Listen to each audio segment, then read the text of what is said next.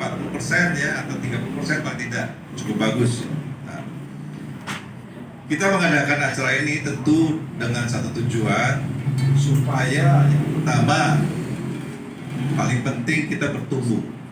Sebagai orang Kristen, kita ingin bertumbuh, ya, supaya kita jadi berkat. Karena hanya pohon yang tumbuh itu bisa berbuah, dan buahnya bisa sampai 17 ya. Saya bacakan. Tuhan Yesus mengatakan, "Jikalau kamu mengasihi aku, kamu akan menuruti segala perintahku.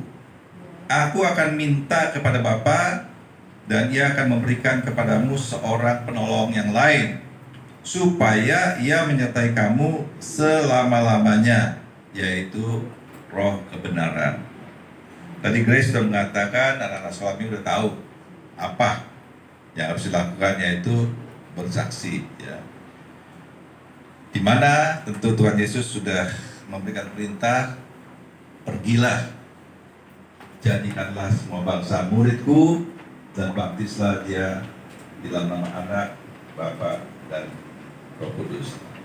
Saya ingin mengajak kita untuk bisa memahami perintah itu ya.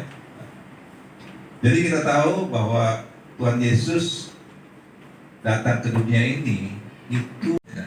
Nah, jadi supaya kita juga bisa menjawab kalau tanya, kenapa Tuhan jadi manusia? Jadi saya ingin menceritakan satu cerita yang saya dengar juga dari hamba Tuhan. Ya. Jadi ada seorang yang melihat ada semut itu membawa sepotong daging. Ya. Ramai-ramai, lambat sekali ya. Dia kasihan, dan kemudian dia pindahkanlah, ya, diambil, dia mau pindahkan ke tempat yang dia pikir tujuan semut itu ke situ. Ya. Nah, ketika diambil, apa yang terjadi? Semutnya bubar. Ya, semutnya bubar. Tidak, dan juga nggak tahu kemana ini mesti ditaruh. Itu sebuah analogi kenapa Tuhan Yesus datang. Karena manusia itu nggak bisa bertemu dengan Tuhan. Musa saja kalau berhadapan dengan Tuhan akan mati, maka dia tidak berani. Ya. Nah, Tuhan Yesus datang supaya bisa berkomunikasi secara langsung dengan manusia.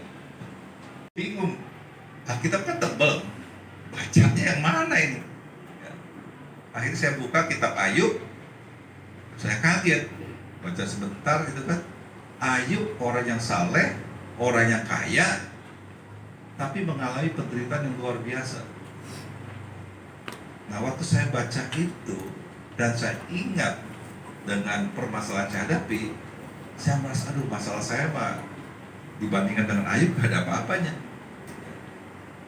Nah, itu mulai saya baca, bertumbuh. Kalau ini diceritakan terus sampai pagi, ya belum selesai. Nah, intinya saya mau mengatakan, memang sekarang kita harus benar-benar menggunakan waktu kita untuk melakukan yang terbaik, supaya kita dapat menjadi orang yang berhasil. Nah, berhasil itu bukan menurut ukuran dunia, ya. Wah, bisnisnya maju, sekolahnya hebat, ya kan. Wah, tiap-tiap orang Tuhan punya rencana, tetapi kebanyakan kita nggak tahu rencananya. Saya juga terus bergumul sama Tuhan. Tuhan, rencana Tuhan buat saya ini apa ya? Ya kan? Rencana Tuhan ada yang umum, ada yang spesifik. Yang umum di Alkitab dikatakan Tuhan mengetahui rancangan apa tentang kita, yaitu rancangan yang baik, yang memberikan kepada kita masa depan yang penuh harapan. Juga tapi nggak beli, cuma dia lihat gitu kan, apa nanti beli ya. Oke. Nah, waktu itu tahun berapa ya, mungkin 90-an ya, belum ada WA, kalau telepon kan mahal tuh. Nah, tapi akhirnya saya ke toko itu, terus saya kasih tahu, ini ada yang besar, ada yang kecil, ya kan. Nah, yang besar harga sekian, yang kecil harga sekian. Kamu mau yang mana? Waduh, yang besar mahal ya Pak ya. Jadi mau yang mana? Ada, terserah Papa deh. Saya beli yang mana? Yang besar. Karena saya tahu dia sebenarnya pengen yang besar, yang mahal. Nah, Tuhan kira-kira akan begitu. Ya. Sekarang dengan cara apa Tuhan menolong kita? Ya. Melalui Roh Kudus. Ya. Tadi Grace katakan, diajarkan menjadi saksi. Nah, selama Tuhan Yesus ada di dunia ini, sebenarnya Tuhan Yesus mengajarkan kepada murid-muridnya bagaimana seharusnya hidup ini. Ya. Jadi bukan sekedar mati di salib, ya kan? Tetapi memberikan teladan. Ya. Yesus melakukan apa yang manusia tidak bisa lakukan, itu menjadi korban yang kudus. Ketika itu kekristenan tidak berkembang atau belum berkembang.